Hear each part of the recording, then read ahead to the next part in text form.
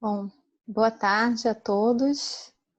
Estamos aqui eu, Daniel Sanfelice, né, e temos o prazer hoje de contar com a presença do professor Rodrigo Toniol, numa reunião aberta, né, do grupo, do Núcleo de Pesquisas sobre Pactos Político-Territoriais e Desenvolvimento, no PACT. Então, nessa reunião, que é uma reunião de discussão de metodologia da pesquisa, né, nós convidamos o professor Rodrigo Toniol para participar com a abordagem, trazendo para a gente a abordagem da etnografia, né, e suas possibilidades de diálogo com a geografia. Então, gostaria de agradecer ao Rodrigo por ter aceito o convite. O Rodrigo, ele é professor no Departamento de Antropologia e no Programa de Pós-Graduação em Antropologia da Unicamp, agora na UFRJ, né, Rodrigo? Acabou de tomar posse na UFRJ. Ele é presidente da Associação de Cientistas Sociais da Religião do Mercosul, coordena o projeto de pesquisa Espiritualidade Institucionalizada, que é apoiado pela FAPESP na modalidade Jovem Pesquisador, é editor do periódico Debate do NER e foi responsável pela edição do importante boletim das ciências sociais e coronavírus, né, que foi bastante divulgado também durante esse período de pandemia. Então, um material bem rico e importante para todos os cientistas sociais, geógrafos, antropólogos, cientistas políticos. Ele também é membro da Cátedra Roberto Cardoso de Oliveira e do Comitê de Pesquisa de Sociologia da Religião da Sociedade Brasileira de Sociologia. Então, hoje a gente aqui com o Rodrigo. Muito obrigada, Rodrigo, por ter aceitado o nosso convite. Espero que a gente tenha uma boa tarde aí de discussão sobre as aproximações entre a antropologia e a geografia, né, por meio do debate da etnografia. Então, sem delongas, eu passo a palavra para você. Em seguida, né, a gente vai, depois da fala do Rodrigo, em seguida, na sequência, a gente vai abrir para perguntas, tá? Então, vocês fiquem à vontade para depois participarem por meio do chat. Obrigado, Juliana. Eu preciso começar agradecendo a Juliana e ao Daniel pelo convite. A gente tentou fazer isso, na verdade, já tem tentado fazer isso há algum tempo, né? É verdade.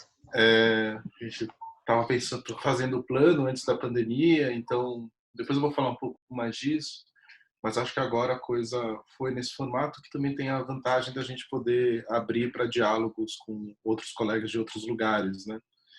Assim, de saída, né, e antes de começar propriamente, eu queria dizer que eu aposto muito nessa relação entre geografia e antropologia.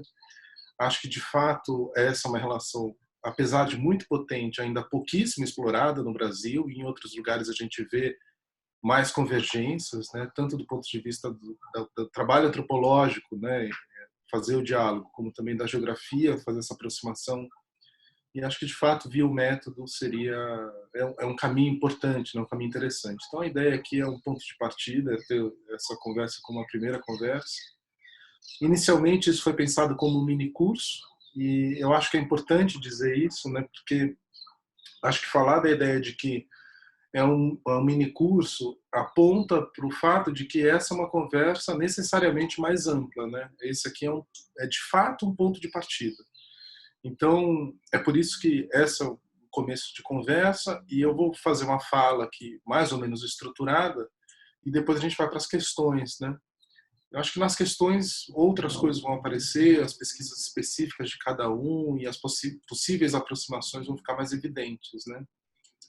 Então, eu começo de uma maneira prudente, como se faz quando você está fazendo esses diálogos interdisciplinares, que é pelo título, né? Que às vezes a gente dá sem muita pretensão, mas o título é sempre um bom caminho para começar. Diálogos entre geografia e antropologia, a saída etnográfica, né? E eu começo pela primeira parte desse título, que é justamente a ideia do diálogos entre antropologia e geografia, mas como um pretexto para fazer uma espécie de recorrido histórico. Então aqui eu vou pedir uma espécie de licença para fazer esse recorrido histórico antes de chegar propriamente na etnografia, porque eu acho que isso mostra as muitas convergências que essas disciplinas podem ter e as muitas possibilidades de diálogo desde muito tempo estão estabelecidas, né? Eu diria, sem muito medo de errar, que, embora essas aproximações não sejam feitas num plano teórico, geografia e antropologia compartilham uma espécie de mesmo espírito de um tempo, quando a gente pensa na fundação dessas disciplinas. Elas estão forjadas, mais ou menos, em um período e afetadas por processos históricos e disciplinares muito semelhantes, né? É claro que na história da geografia e mesmo na história da antropologia a gente pode recorrer a tempos muito pretéritos e identificar fundadores e fundadoras nos viajantes, nos missionários, naqueles curiosos, etc., que desde o século XV estão produzindo algum tipo de texto sobre as paisagens e as pessoas que eles encontravam. Mas, tirando isso um pouco de lado, né, que também seria possível, inclusive, encontrar convergências aí, eu acho que se a gente pensa no momento fundacional das duas disciplinas, já tem uma convergência muito evidente. No final do século XIX, segunda metade do século XIX, começo do século XX, quando as disciplinas estão se estruturando de uma maneira mais sistemática, a gente encontra justamente isso que eu estou apontando como o mesmo espírito de um tempo. E aí eu queria apontar para dois aspectos históricos que consolidam essa ideia de uma convergência no processo de formação disciplinar. O primeiro aspecto é que ambas disciplinas têm uma origem naturalista. Então, o parentesco da geografia com a geologia, com a botânica, é o mesmo parentesco que também relaciona a antropologia com a geologia, com a botânica e com a própria geografia. Eu acho que isso fica muito evidente quando a gente pensa no apelo que todas essas quatro disciplinas têm pelo trabalho de campo. Acho que essas quatro disciplinas elas têm esse apelo e esse interesse e mesmo a aposta de que o trabalho de campo é um lugar a partir do qual os dados podem e devem ser produzidos. É claro que a diferença no método e de como você vai produzir dados faz com que elas apontem para direções distintas, mas a aposta no trabalho de campo não é à toa, não é aleatória e tem muito a ver com esse processo de fundação disciplinar naquele momento. Então esse é o primeiro aspecto dessa convergência que eu queria explicitar. Tem um segundo aspecto que tem um fundo um pouco mais histórico, filosófico, e aí acho que a gente pode falar muito mais disso depois, que ambas disciplinas também gozam de uma espécie de pulsão romântica, vamos dizer assim, né? O romantismo é aquilo que está orientando tanto a antropologia quanto a geografia no seu interesse pelo diferente, no seu interesse pelo exótico, na sua possibilidade de descrição daquilo que não era tão evidente. Acho que aqui a gente precisa fazer uma parada mesmo para explorar um pouco mais, e aí eu vou falar um pouco mais longamente sobre a antropologia, pegando essa ideia da pulsão romântica. A antropologia é uma disciplina romântica por excelência. Quando eu falo isso, eu estou opondo essa lógica romântica como princípio filosófico de um certo iluminismo. Então, de um lado, a gente tem as disciplinas que estão produzindo grades de conhecimento a priori, grades de conhecimento anteriores à realidade que elas vão analisar. Então, talvez o exemplo máximo disso seja a própria produção da enciclopédia como produto do iluminismo, né? Quer dizer, você tem uma enciclopédia que é Deus e sua obra, a realidade de tudo, e que, portanto, a partir daquela obra eu vou enquadrar todo o mundo dentro daquela obra, dentro daquela matriz de conhecimento, dentro daquela matriz de realidade. Enquanto a antropologia faz uma outra aposta. Ela não parte da grade já estabelecida para entender e classificar o específico, mas ela faz o caminho contrário. Ela parte do específico, parte do singular, para a partir daí produzir as suas generalizações. Então essa aposta no singular, essa aposta no específico, é justamente o que explicita essa pulsão romântica da antropologia. Então, a antropologia está fundada justamente sobre um interesse muito particular, que é o interesse no outro. Esse é um jargão antropológico, né, que eu vou usar aqui ao longo do tempo e que certamente vocês perceberam para quem leu o texto, né, que eu indiquei. Esse interesse na alteridade, esse interesse naquele sujeito que não sou eu próprio, naquela sociedade que não é a minha, naquele grupo que, de alguma maneira, produz um certo ruído, um certo estranhamento quando eu me deparo com ele. Então, essa aposta no específico produz algumas consequências importantes para a antropologia. A primeira delas é que, como disciplina, o que a gente faz é mergulhar naquilo que é singular. Isso não significa paroquializar o conhecimento. Isso não significa transformar o nosso interesse, por exemplo, pelo Zazande ou por um grupo popular específico da Melanésia em uma produção de conhecimento que só interessa, só diga respeito a esse grupo popular, né, essa comunidade da Melanésia. Mas sim que a partir desse contato, a partir das reflexões que o contato com esse grupo permitem, eu posso fazer algumas viradas e trazer de volta para o meu modo, para o meu mundo, para a minha forma de reflexão, as contribuições que saíram daquela singularidade. Então, a antropologia fundamentalmente está interessada no específico e está interessada, mais ainda do que no específico, em produzir uma grade comparativa entre esses específicos, entre essas particularidades. Eu acho que essa é uma outra forma, e eu acho que a gente pode falar disso depois, né, de aproximação dessas duas disciplinas. Quando a gente fala de antropologia, a gente está falando fundamentalmente de comparação. Não há antropologia sem comparação. Depois eu vou desenvolver mais, mas a comparação aqui é uma espécie de princípio inescapável. Não tem como eu descrever o outro sem que essa descrição não passe em algum nível por um processo de comparação. Mas, além desse nível mais evidente de comparação, porque, afinal, quem descreve sou eu, né? Então eu estou baseado em uma série de ideias que não são do próprio outro, também tem essa comparação como método. Mas, muito bem, o que importa aqui, que eu quero marcar, são esses dois pontos de convergência histórica entre geografia e antropologia. O naturalismo, como uma espécie de fundo disciplinar, e o romantismo como uma espécie de pulsão filosófica que orienta esses dois modos de pensamento.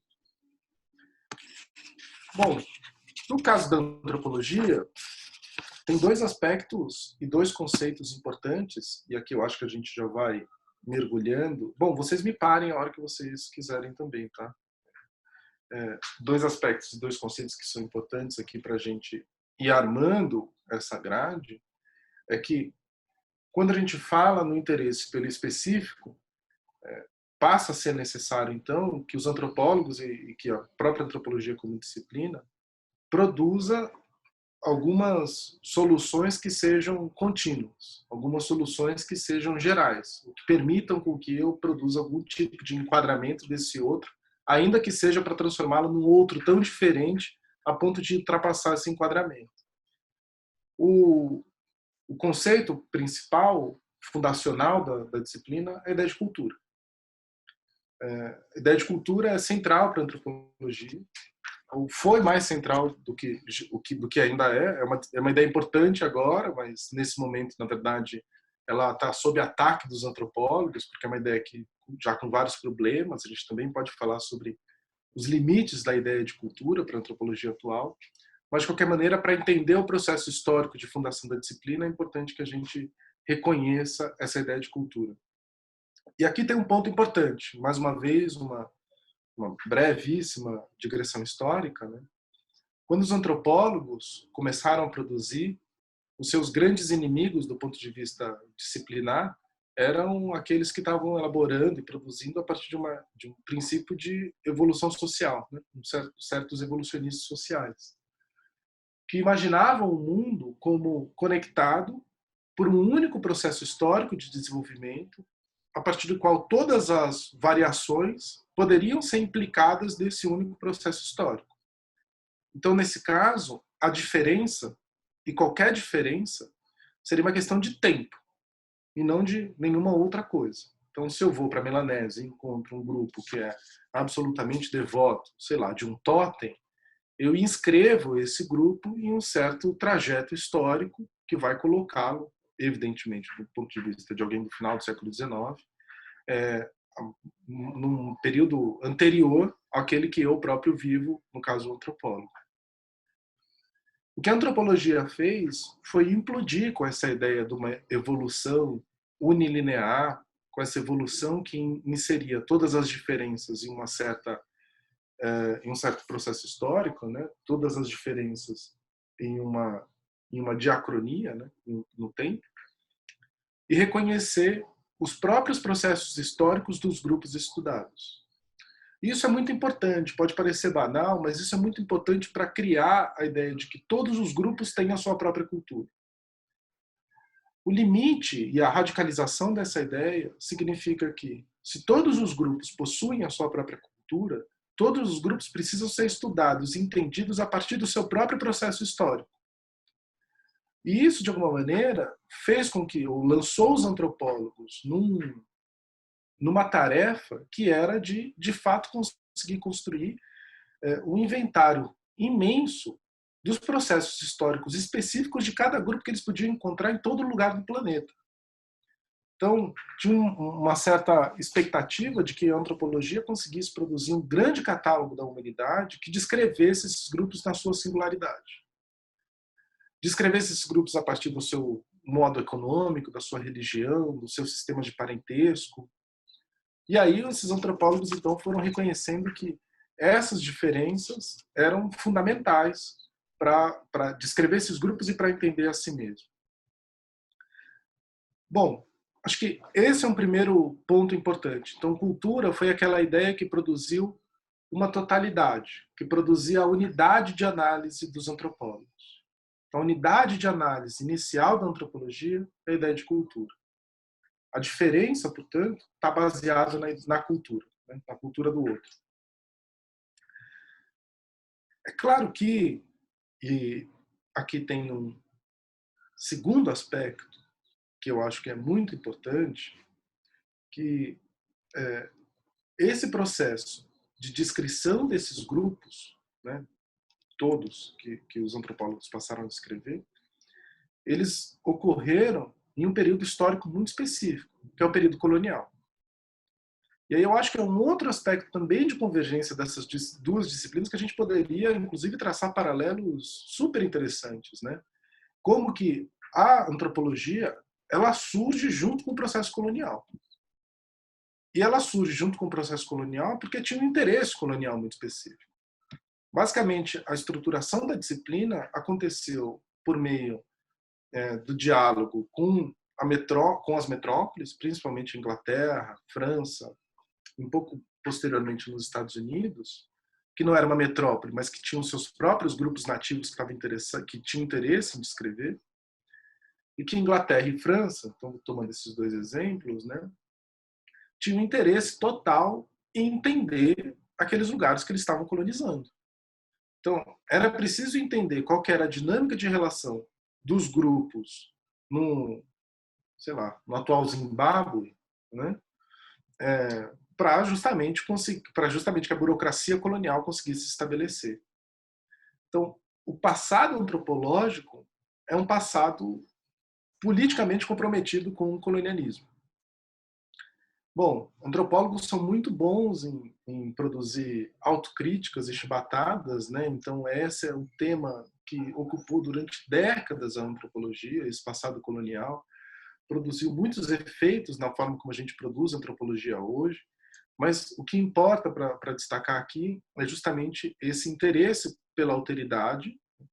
Quando eu falo alteridade, que eu estou falando desses outros, né? Desse outro grupo, desse grupo diferente de mim mesmo, com um interesse político. Para situar um pouco no tempo, isso marcou a antropologia pelo menos até a década de 50. Então, pelo menos até os anos 50, a antropologia basicamente era uma disciplina da metrópole indo estudar as suas colônias. A partir da década de 50, especialmente a partir do desenvolvimento da antropologia norte-americana, Chicago teve um papel importante.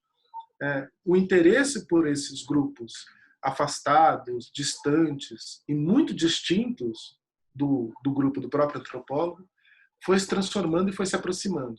Então a antropologia começou a criar uma série de experimentos para estudar, por exemplo, cidade. Aqui eu acho que tem um ponto de convergência que vale a gente pensar. que naquele período, década de 50, então, a cidade se transforma objeto por excelência da antropologia, né? Um objeto privilegiado da antropologia. Mas que para fazer isso tinha que resolver um problema epistemológico não muito simples.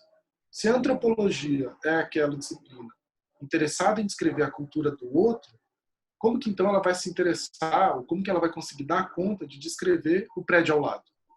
Como é possível que essa disciplina descreva esse prédio ao lado, produzindo uma outra forma de enquadramento que não seja tão totalizante, tão abrangente como a ideia de cultura?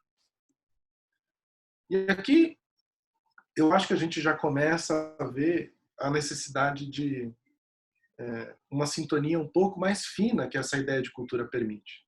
Porque se cultura fica uma espécie de conceito auto-evidente, quando a gente está falando de uma comunidade distante, né, na Amazônia, uma comunidade distante, muito distinta em todos os termos, na Oceania e na Ásia, ela fica um conceito muito frouxo quando eu estou estudando o meu próprio condomínio. Eu preciso criar uma série de outros dispositivos teóricos para dar conta de uma análise daquilo que é próximo. De qualquer maneira, esse processo, então, que implicou em dois efeitos, já falo quais são esses efeitos, muito singulares, marcam a antropologia que a gente faz hoje.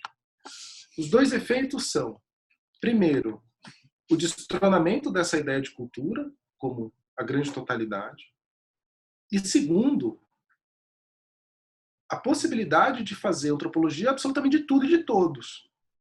Então, a possibilidade de você fazer um trabalho antropológico em qualquer lugar, absolutamente.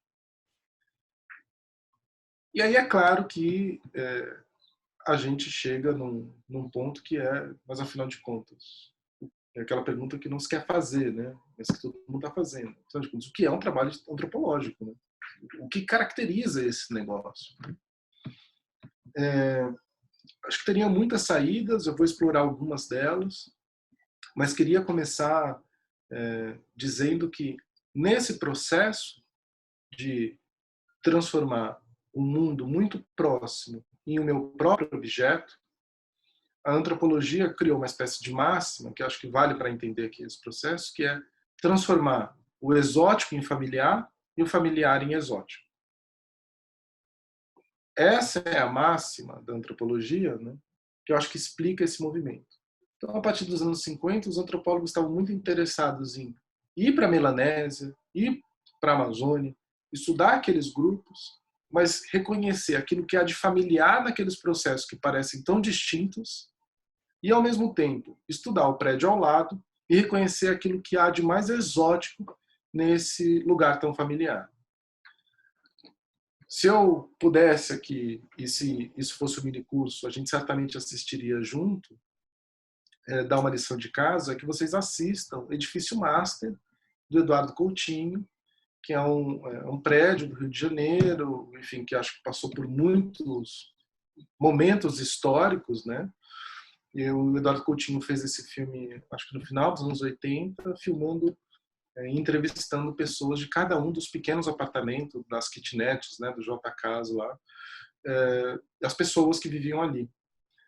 E aí, o mosaico que se forma é justamente um mosaico tão absolutamente distinto que qualquer outra aproximação que não fosse, nossa, isso é absolutamente exótico com relação à minha realidade, apesar de ser o cara da porta ao lado, parece impossível, né? Quer dizer, essa é a aproximação mais evidente, né? Como pode que a gente em algum momento achou que esse negócio é uma coisa só? Então, de alguma maneira, a antropologia conseguiu passar a criar, a partir do reconhecimento dessas diferenças, uma série de conceitos mediadores muito mais finos do que o conceito de cultura. Depois eu posso falar mais sobre isso também, e aí logo mais eu já avanço para a ideia da etnografia mais propriamente, mas o que importa aqui é que, ao mergulhar nesse contexto que não é o meu, seja onde ele onde for, eu passo a duvidar, e essa é uma marca da antropologia, de grandes esquemas explicativos. Então, a antropologia foi, pelo menos até os anos 80, seguramente uma ciência social marginalizada. marginalizada porque ela tinha dificuldade de entrar numa leitura do materialismo histórico. Porque, de fato, é difícil, né? De fato, os grandes esquemas de enquadramento têm um limite quando você passa a mergulhar nesses universos dessa maneira como o antropólogo faz. E conceitos como de classe social, por exemplo, por mais potente que ele possa ser como fator explicativo, ele passa a ser absolutamente insuficiente quando eu vou no mesmo prédio, numa mesma região geográfica, etc, etc, etc, e passo a identificar ali, por exemplo, a possibilidade de existência de muitos capitais e de muitas questões que produzem diferença entre esses grupos. Só para dar a pista, e talvez essa pista seja suficiente, o Bourdieu, embora se reivindique sociólogo, é por formação antropólogo. Acho que essa é uma dica suficiente para a gente entender a necessidade do Bourdieu sofisticar a ideia de classe por meio das múltiplas ideias de capital dele, né? Capital simbólico, capital cultural, capital econômico. Os vários capitais é aquilo que compõe a experiência de classe. Bourdieu viu isso não na França. Bourdieu viu isso fazendo trabalho de campo com camponeses na Argélia. Porque ele era um antropólogo. E indo para a Argélia, fazendo trabalho de campo, conceito como classe social não era suficiente. Bom, aqui eu acho que eu já rondei suficientemente, embora não tenha me aproximado ainda, né, do que, afinal de contas, é a antropologia. Isso é uma pergunta difícil, na verdade, né? Uma pergunta cabeluda. Eu acho que tem as formas mais fáceis de responder coisa de antropologia é o que estuda a cultura, sei lá. Mas isso é uma saída fácil, né? Isso é uma saída assim mais pronta para terminar a conversa rápida. Eu acho que dá para fazer algumas matizes, né? Talvez a sociologia seja uma disciplina um pouco mais familiar para a maioria das pessoas. Então, o meu atalho é mais ou menos dizer o seguinte: olha, se um sociólogo e um antropólogo estão estudando um grupo religioso, por exemplo, na igreja, o sociólogo vai descrever a igreja, vai descrever a hierarquia, vai descrever a estrutura institucional, vai escrever como que um passa para um lugar e vai para outro, vai descrever as relações de poder. E o antropólogo vai estudar os fiéis, ele vai estudar os crentes, ele vai estudar sem ignorar a hierarquia, o sistema simbólico, etc. Mas ele vai entender e tentar pensar como um fiel pensa. Vai tentar entender a lógica de funcionamento daquela pessoa, daquele crente, dentro daquela igreja, a despeito do que diz o líder da igreja. Assim, é um pouco entender como que esse grupo pensa. Uma outra saída, né, para descrever, afinal de contas, o que é antropologia, é uma saída de um autor que eu gosto, que chama Tim Ingold, que é Antropologia é filosofia com gente dentro. Então, antropologia é a possibilidade de você elaborar reflexões, transformações epistêmicas, muitos conceitos, mas não na sua escrivaninha, isolado, sozinho, fazendo controle de texto, mas sim a partir daquilo que as pessoas te dizem.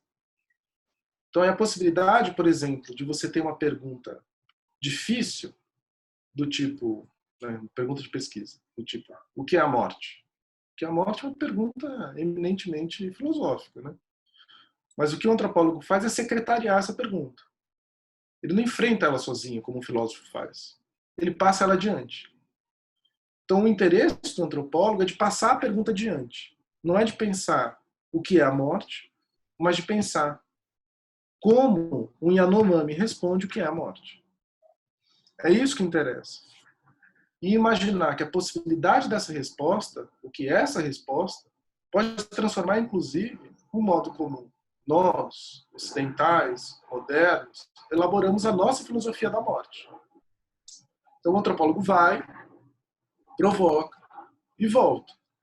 Então, a capacidade de transformação teórica da antropologia está justamente não na sua própria produção, mas na capacidade dela secretariar bem as suas perguntas e trazer de volta, transformando aquilo que compõe o nosso universo. É por isso que, muito rapidamente, a antropologia esteve disposta a abandonar os seus próprios conceitos fundadores. Estou dando uma aula de antropologia contemporânea e as 4 primeiras aulas são para questionar, talvez, os 2 conceitos fundadores da disciplina, que é cultura e sociedade. A antropologia tem um quê de autoimplosivo, assim, é uma disciplina muito disposta a explodir as próprias pontes que ela construiu, né? Bom, então eu fico com essas 2 soluções de o que é a antropologia, né? A antropologia é filosofia com gente dentro, e a antropologia é essa possibilidade de mergulhar na mente de um fiel, no caso de um estudo de uma igreja, e não da igreja em si, não da instituição. E vou, então, para a ideia de etnografia, que eu acho que é um caminho aqui interessante para a gente explorar. Vocês viram, né, no texto que etnografia é um método que tem sido absolutamente popularizado, né? Inclusive, o começo do texto é super legal, assim, né? Porque o Magnani, que é um professor aqui da USP, aposentado, conta como que as agências de publicidade e algumas outras agências colocavam os empresários para terem uma experiência etnográfica, né? Nas favelas e aí experimentarem como é a vida, né? Assim, né? Conseguirem perceber que eles são gente como a gente, qualquer coisa desse tipo, né? Qualquer lógica desse tipo. Mas, de qualquer maneira, eu diria que esse ponto de também o que é etnografia é uma pergunta difícil, porque, por um lado, etnografia é um método. É um método. E por isso ela pode ser apropriada por tantas disciplinas, né? É uma forma de fazer pesquisa. Ao mesmo tempo, etnografia se colou tanto na antropologia que, durante muito tempo, a antropologia virou etnografia, né? Então, tem alguns colegas, principalmente os que se formaram na França, que quando você pergunta o que você é, não fala antropólogo, eu sou um etnógrafo. Então, é essa lógica de que o que ele faz, fundamentalmente, é fazer etnografia, né? Mas, assim, suspendendo um pouco uma série de questões internas de debate sobre etnografia e indo para aquilo que me parece mais seguro, eu diria que a gente pode ficar com a seguinte resposta. Etnografia, ela guarda em si uma ambiguidade. E é essa ambiguidade que eu gostaria que vocês tivessem em mente na nossa conversa. E sempre que vocês verem a ideia de etnografia, que vocês acionem ela. Por um lado, então, o primeiro ponto é que a etnografia é um processo. Tem a ver com método. Então, a etnografia, nesse caso, é ir, estar lá, ouvir, fazer entrevista, fazer diário de campo, aprender a língua, etc. Por outro lado, e essa é a segunda metade da ambiguidade, etnografia é um produto. Etnografia é um gênero textual. Então, etnografia é um tipo de escrita. Então, você reconhece alguns textos e fala, isso aqui é meio etnográfico, né?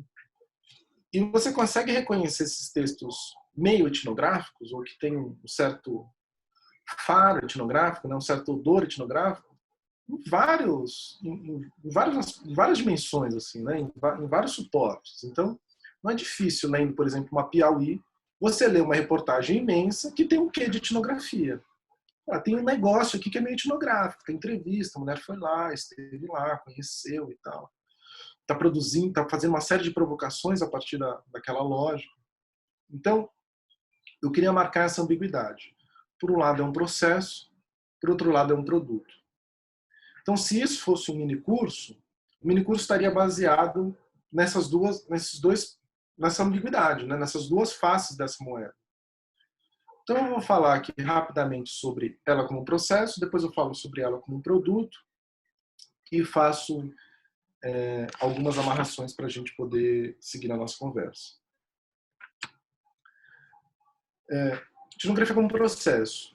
Etnografia pressupõe algumas coisas, né, como um processo. A primeira é que, de fato, você tem um mergulho no lugar que você está pesquisando.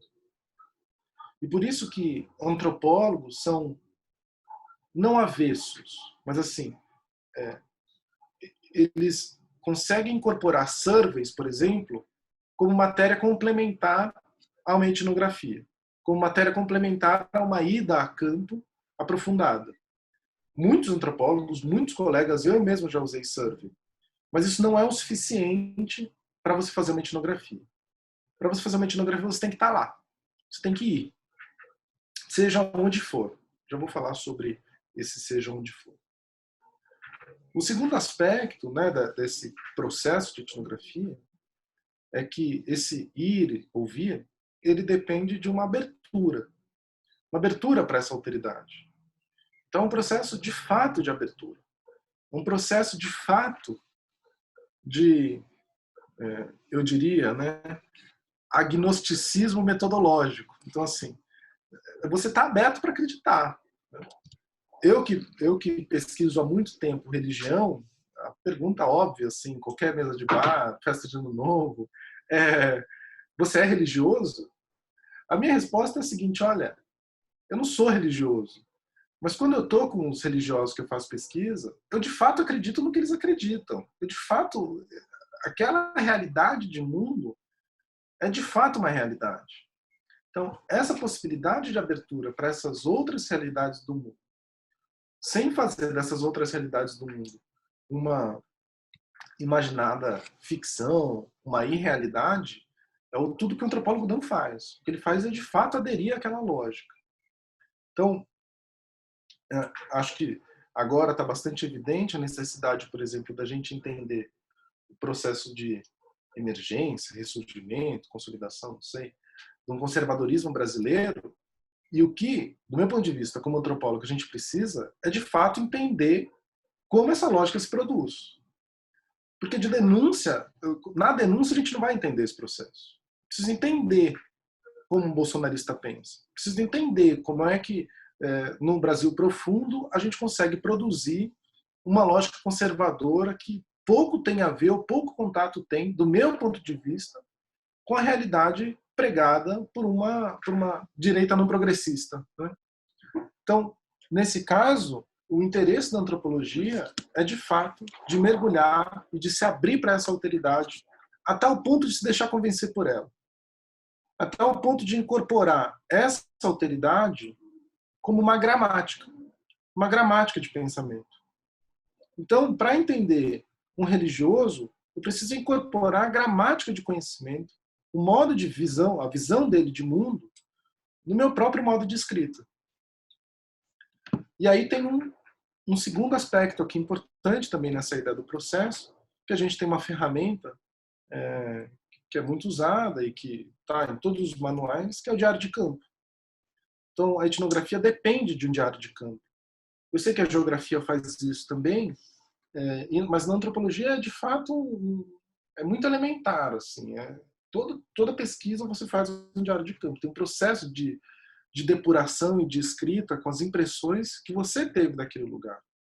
Isso não é etnografia, mas isso é parte do processo.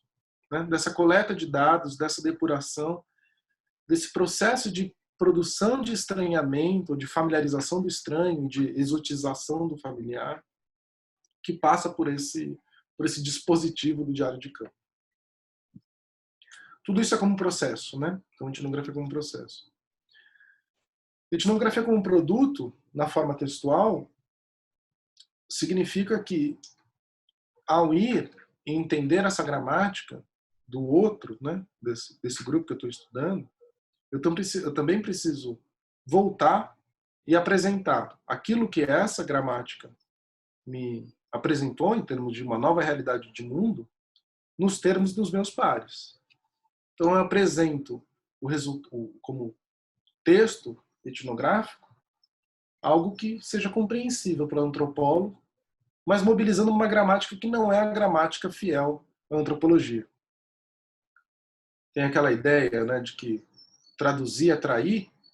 No caso da antropologia, o antropólogo está muito disposto a trair a própria antropologia. Eu diria que esse é o pressuposto dele. É a traição da disciplina. Para, num segundo momento, contar contar da traição, né? Ele tem que contar, ele tem que ser leal no sentido de contar por que ele está traindo, né? Por que aquele conceito já não serve mais. Mas ele precisa estar aberto o suficiente para contar dessa traição. Então, essa forma textual, ela também tem como característica o fato de ser longa. Então, as monografias, as etnografias normalmente são monografias enormes, né? Ou grandes, assim.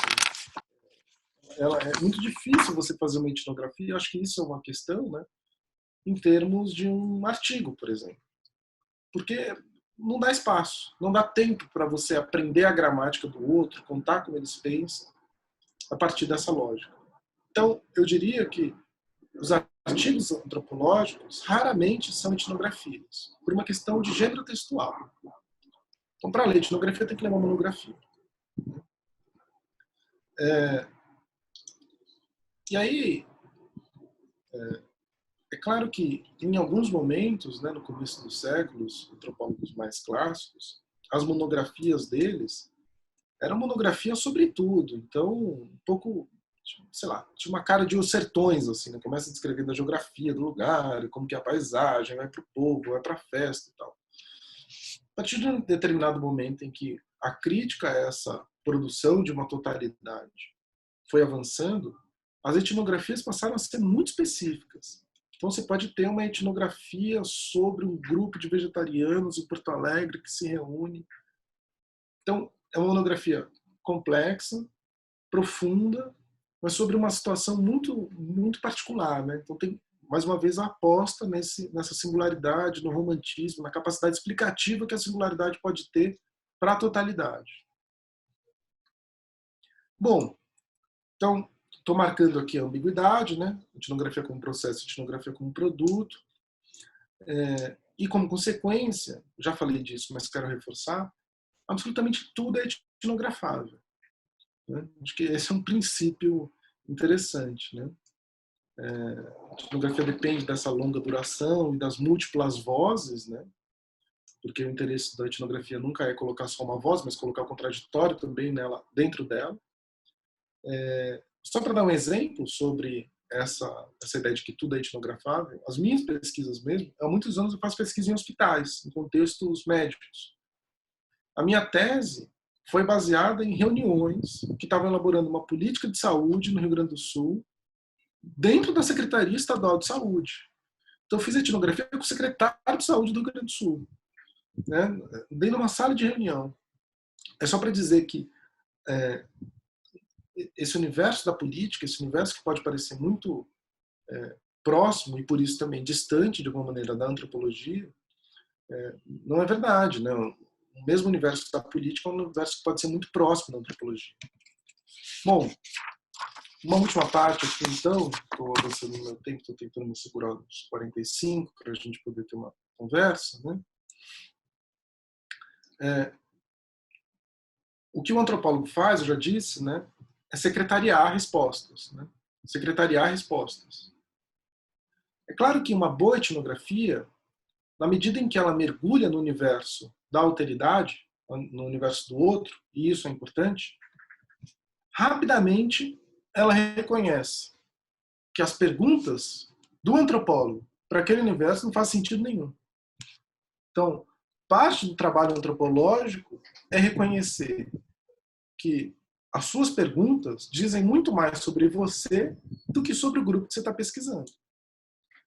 E por isso que a boa etnografia, eu diria, é aquela, não que traz boas respostas para as suas perguntas, mas consegue identificar quais são as perguntas do grupo que você estuda. Porque ao dizer que, ao reconhecer quais são as perguntas do grupo que você estuda, você está de fato entendendo qual é aquela gramática. Quais são as questões, quais são os dilemas, que pouco ou nada podem ter a ver com as nossas questões, né? O exercício, então, da etnografia, eu resumiria como a possibilidade de escrever, de textualizar a forma como o outro, né, no sentido do grupo pesquisado, imagina o mundo. Então é a possibilidade de imaginar como o outro imagina o mundo. Então, é esse exercício imaginativo que pressupõe a etnografia. E aqui eu termino fazendo duas considerações que podem ter surgido aí, que é esse exercício imaginativo, ele, vocês poderiam dizer com muita precisão, inclusive, que ele tem algo de ficcional. Porque, afinal de contas, tem algo especulativo nessa história de você imaginar o mundo como o outro imagina o mundo. Qual a minha forma de acesso a essa imaginação? Eu diria que sim. Eu diria que tem algo de ficcional. Mas no sentido de fabricado, não de irreal. E esse é um ponto importante. Que a antropologia, a etnografia, é de fato um processo de fabricação de mundo. Mas a antropologia também está disposta a reconhecer que todo processo de imaginação de mundo é um processo de fabricação do mundo. Então, nesse caso, não tem nada de singular no modo como o antropólogo opera. Né? Então, nesse caso, o ponto é, o antropólogo, ele não tenta aderir à imparcialidade se colocando fora do texto.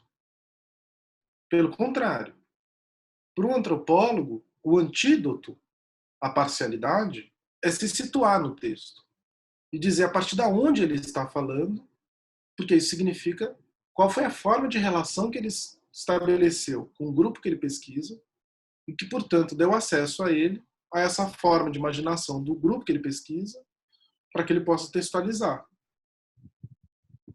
O exercício etnográfico, então, é um exercício também de localização. Porque eu diria, e agora eu vou entrar na segunda parte do que eu queria mencionar, né, essa parte final, que a etnografia é um método de relação. É um método fundamentalmente de relação.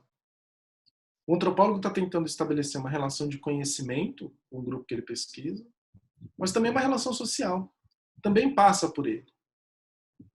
E por isso mesmo, se tirar dessa relação, não é uma possibilidade. Então, a lógica etnográfica é uma lógica da relação. Eu vou terminar com um exemplo, né? Porque eu vou terminar com um exemplo, e aí eu já passo para a nossa conversa mais aberta, que é, até os anos 80, né, de um antropólogo chamado Clifford Geertz, que dizia, bom, a antropologia está fadada a produzir dados de segunda e terceira mão, né? Porque nunca a realidade do mundo que você está descrevendo é sempre de segunda mão, é o que o cara fala para você, para que você descreva. Né? Então, tem sempre uma mediação ali do cara. Né? Mas acho que tem um jeito um pouco mais sofisticado de entender isso. Eu vou dar um exemplo que eu sempre dou e que eu acho que ajuda a entender, embora um pouco, assim, enfim, possa soar um pouco estranho, né? Mas acho que esse exemplo ajuda a entender. Então, imaginem um museu. Né? Imagina aqueles museus etnográficos, né, que tentam apresentar um determinado grupo indígena, por exemplo. E aí o museu está lá a totalidade de um grupo Yanomami. Então tem um colar ritual, tem um instrumento, tem um objeto religioso, etc, etc. Durante muito tempo, a antropologia entendeu que aquela coleção de coisas seria a cultura. Então, ó, aqui está os Yanomami. E esses são os Yanomami. Com o passar do tempo, né, o avanço do pensamento antropológico, a gente entendeu que aquilo não são os Yanomami. Aquilo diz alguma coisa sobre os Yanomami, mas não são eles. Então, o que a antropologia passou a olhar é o seguinte: a gente pega um objeto, né, continua imaginando esse museu. Nesse museu tem um objeto exposto dentro de um enquadramento, com uma ficha técnica do lado. Esse é um objeto ritual, religioso, etc, etc, etc. O que a antropologia passa a observar, então, não é o objeto em si, como se ele descrevesse os Yanomami, mas é observar a relação do curador com aquele objeto que diz algo sobre os Yanomami. Por isso que o trabalho etnográfico é sempre um trabalho de descrição da relação. Eu não estou descrevendo o Yanomami e também não estou só descrevendo o curador. É claro que o museu diz algo sobre o curador e diz algo sobre o Yanomami. Mas, fundamentalmente, o que está em jogo ali e o que está em vista é a relação entre o curador e o Yanomami. E eu e o Yanomami. Né? Então, esse é um ponto fundamental. E isso é inescapável. Não tem demérito nenhum nisso. Isso é só explicitação de que tudo é relação. Né? Então, a antropologia deixou de acreditar que ela descreve as coisas como elas são e passou, de fato, a entender mais contemporaneamente que o que ela descreve é uma relação que diz muito sobre eles, os exóticos, os povos distantes, estejam eles onde eles estejam, mas também diz muito sobre nós. Então, para resumir, eu acho que uma forma de entender etnografia é entender justamente essa relação. É justamente entender e descrever essa relação, apresentar essa relação. Eu disse que até os anos 80 a antropologia foi uma disciplina marginal no campo das ciências sociais, justamente porque ela tinha uma certa dificuldade de aderir a esses grandes esquemas explicativos. Mas aí teve um fenômeno interessante a partir do fim dos anos 80, que é a crise desses fenômenos explicativos. E aí, de fato, eu falo sem medo, né, porque afinal eu estou do lado dos antropólogos, enquanto sociólogos, cientistas políticos ficaram um pouco perdidos, o que fazer agora, os antropólogos estavam nadando de braçada. A gente sempre falou que esse negócio é limitado demais para produzir alguma explicação sobre esse universo. Então, eu acho que essa força da antropologia mais contemporânea tem a ver com esse processo mesmo de produção de conhecimento, uma crise dos grandes modelos explicativos e um reconhecimento de que essa sintonia fina é necessária para a gente entender. Por mais que quem que agora, nesse momento no Brasil, vai deixar de falar que entender o interior de Goiás é absolutamente importante para a gente entender o país? Ninguém. Entender o interior de Goiás agora deve ser a nossa prioridade. E é isso, né? Então, quem pode ir para o interior de Goiás produzir uma explicação são os antropólogos. Ou é aquele que está disposto a fazer etnografia. Por isso, eu acho que essa aposta nesse método, nessa forma de descrição, que de fato pode sair da antropologia, eu acho que deve sair da antropologia, porque tem muito a ganhar com esses diálogos. Então, estou super empolgado com essa conversa. É isso, gente. Obrigado. Eu mantive aqui disciplinadamente. Obrigado, Rodrigo. Excelente. Muito bom. Obrigada, Rodrigo. Não sei, a gente pode, de repente, eu tenho um ou dois comentários, assim, uma pergunta, na verdade, e não sei, Juliana, a gente pode abrir também depois para todo mundo, né? Acho que quem quiser já se inscrevendo pode colocar ali no chat. E não sei se quer falar primeiro, Juliana. Pode falar. Sim. Não, eu acho que, bom, achei que tem achei, assim, primeiro, super interessante, claro, e tem muitas pontes, né, com o que a gente vem fazendo no nosso grupo. Aí eu queria ressaltar um pouquinho mais, porque o sentido do convite, que era originalmente também um convite para um mini curso, né, que eu acho que, assim, no PACT a gente tem, eu e a Juliana, nos aproximado há algum tempo, já em torno do projeto também no projeto de pesquisa Print, mas no PACT ele surgiu também um pouco como dizer, o que gerou a convergência também foi uma preocupação teórico-metodológica comum, né? Que nós tínhamos, embora cada um tratasse objetos da geografia bastante distintos, né? Mas que era essa preocupação com essa atenção, uma atenção maior aos contextos, uma preocupação maior com as diferenças, o que você chamou de singularidades, né? Um pouco mais do mergulho no empírico, né? Essa busca por também problematizar as perguntas que a gente faz a partir de uma teoria macro que sempre da qual a gente sempre parte, né, para ir para o campo, né? Então eu acho assim muitas questões que a gente pode discutir nesse sentido, né? E outra coisa que eu ia falar, Rodrigo, se de repente, se você pudesse falar um pouquinho mais, assim, acho que o texto, tanto esse do Maiane, mas você falou também, de como a etnografia se constrói em relação com o objeto sempre, né? Ela não é uma coisa assim que está um método pronto que você vai lá e aplica em qualquer contexto, né?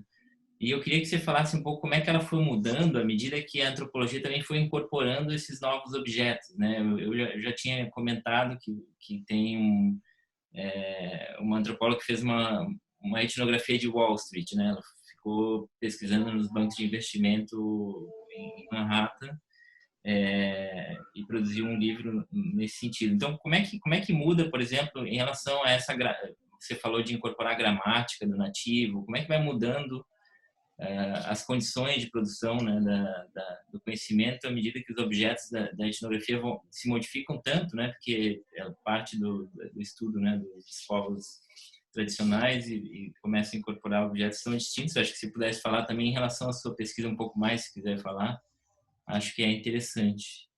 Temos já 3 inscritos, né, 4. E aí é isso da minha parte. Acho que Juliana, não sei se você quer perguntar e acho que o Rodrigo responde, depois a gente vai para o chat, não sei, pode ser essa hora. Pode ser, se vocês acharem que... Bom, acho que é mais um comentário, né? Acho que o comentário geral é, enfim, de fazer eco aí, né, sobre a qualidade da sua fala, Rodrigo, muito didática e muito densa também, né? Que trouxe para a gente essa esse percurso, né, pela antropologia, e eu acho que tem realmente muitas aproximações com a geografia e também, enfim, com problemas, né, que o método de pesquisa coloca, né, para a gente enfrentar aí o desafio de estabelecer relações. Porque eu fico pensando que, enfim, na geografia, pelo menos, né, eu não sei se o Daniel concorda comigo, mas a gente muitas vezes se depara com, nessa valorização dos contextos, a gente se depara com trabalhos muito empíricos e muito voltados para o entendimento de problemas muito particulares e que perdem justamente o fio da relação, seja com o contexto mais geral, seja até com o problema teórico de fundo que está buscando entender, né? Então, acho que nesse exercício, né, da descrição, né, aí eu estou mobilizando justamente um recurso, né, que os geógrafos, do qual os geógrafos lançam mão também, que é a descrição, se perde, né, a relação, né, se adentra no objeto como se por si mesmo, a descrição por si mesmo fosse dar conta de resolver o problema de fundo e não dá. Então, acho que esses riscos, né, de se perder num particularismo, numa descrição que interrompe justamente a ligação ou vínculo com uma reflexão mais de fundo teórico ou do próprio problema de pesquisa, né? E uma outra questão, enfim, não é bem uma pergunta, é mais também um comentário, né? É a questão da vulgarização da etnografia, né? Que a gente também vê muitos trabalhos, né, de geógrafos indicando, sinalizando que vão fazer uma etnografia, mas na realidade, enfim, vão fazer um trabalho de campo, vão fazer outro, enfim, vão lançar mão, né, de coletas de campo, de, enfim, entrevistas, mas trabalhos muito distantes, né, do método etnográfico nessa proposta de estabelecimento de relações, né, entre o pesquisador e, enfim, o grupo ou o objeto que está sendo pesquisado. Então, acho que são duas observações assim, né, que saltam aos olhos quando a gente relaciona ou aproxima um pouco do que tem sido, né, recorrente nos trabalhos dos geógrafos, né? Quer dizer, essa extrema valorização às vezes do particular, né, e do contextual, né, que perde a dimensão mais relacional e essa vulgarização, né, do método etnográfico, que muitas vezes é evocado, né, de maneira muito equivocada. Mas parabéns aí pela sua fala, foi muito, muito boa. Ótimo. Eu respondo agora ou... Melhor, acho que depois a gente abre para os outros no chat. Tá. Apareceram umas perguntas aqui, o Guilherme me mandou uma também, não sei se vocês conseguem ver. Aqui nesse aqui. Eu estou vendo aqui no chat. Aqui no Questions and Answers tem uma coisa do lado do report. Só ressaltando para quem está ouvindo que vocês não, quer dizer, quem quiser pode fazer a pergunta direto no bate-papo, mas eu também posso abrir o microfone na hora que vocês forem fazer perguntas, se quiserem. Seria legal. Talvez para quem estiver fazendo perguntas mais longas, quer elaborar um pouco, eu acho que é mais interessante. Legal. Bom, eu vou responder duas coisas assim do que apareceu aqui e depois a gente continua, né? Acho que sobre como se constrói essa relação com o objeto e como que ela foi se transformando, tem um efeito que é muito importante aqui de destacar, que é, na medida em que a antropologia passou a observar os grupos mais próximos, e não só os grupos mais próximos, marginais, mas como nesse caso que o Daniel descreveu, os grupos mais próximos, absolutamente do core, né, da sociedade ocidental moderna, como a bolsa de valores, como os médicos que eu pesquiso, a relação de hierarquia, a relação de poder, por exemplo, se transformou absolutamente.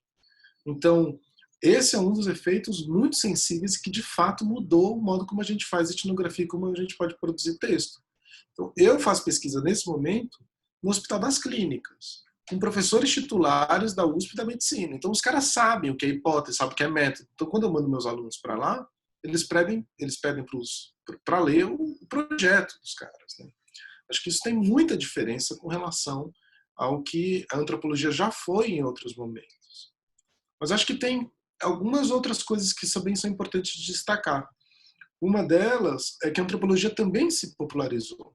A produção etnográfica também se popularizou. Então é muito comum, por exemplo, nos terreiros, né, nas religiões afro, que são religiões por excelência da oralidade, então a transmissão de conhecimento é via oral e não via escrita, que os pais e mães de santo recorram a monografias antropológicas para ver como é que eram feitos os rituais. Tem uma piada, mas não é uma piada, uma coisa verdadeira, que o Salles foi fazer um trabalho de campo, por exemplo, em um grupo, enfim, depois eu posso me deter mais, mas e aí ele fazia uma série de perguntas e tal, e o sujeito com quem ele estava conversando respondia exatamente do jeito que ele estava esperando, respondia muito bem, enfim, estava corroborando com todas as coisas que o Salles já tinha em mente. Aí ele fez uma pergunta, o cara falou: "Peraí, professor, eu já volto." E voltou com o livro do antropólogo, né? Falou: "Olha, acho que essa pergunta está aqui." Então, acho que esse tipo de relação e a popularização da antropologia transforma o lugar dela. Para falar também dessas transformações do modo de produção, acho que nesse momento a antropologia vive uma sinuca de bico, uma situação difícil, complexa, que é, por exemplo, que está, né, por exemplo, no fato de que, como eu disse, nós somos os primeiros a criticar o conceito de cultura, né, porque é um conceito totalizante, é um conceito muito frouxo, explica pouco, mas, ao mesmo tempo, os laudos antropológicos que garantem demarcação de terra indígena dependem da mobilização do conceito de cultura. Então é muito curioso, porque o conceito de cultura que emplacou e que de fato tem efeito de poder numa legislação, por exemplo, precisa ser mobilizado para você conseguir explicar e apresentar para fora da comunidade antropológica que aquele grupo tem direito àquela terra. Apesar do fato da antropologia ser crítica ao próprio conceito. Então, eu acho que a gente vive um momento curioso da antropologia que tem a ver com o seu sucesso, né? E aí tem a ver justamente com essa vulgarização que a Juliana estava falando. Quer dizer, o sucesso da antropologia, o sucesso desse método etnográfico, também colocou ele muito à mão, porque você pode ler e falar: bom, isso aqui é frouxo demais, eu vou lá, faço uma etnografia de uma tarde e está pronto o texto, né? É só eu descrever. Mas o que não se pode perder de vista é esse efeito comparativo. E para comparar, de fato, você precisa mergulhar e entender na profundidade, essa gramática, essa lógica interna do grupo pesquisado. Então, se você vai para o lugar onde você faz trabalho de campo e descreve aquilo que você nem precisaria ir para descrever, isso não é uma etnografia, né? Isso é simplesmente uma descrição daquilo que você já esperava, né? É a aposta num outro jeito de escrita. De fato, a etnografia ela tem que ser disruptiva, de alguma maneira, com relação àquilo que você pressupõe. Como eu disse, se você vai para campo com as suas perguntas e as suas perguntas se sustentam, tem alguma coisa errada.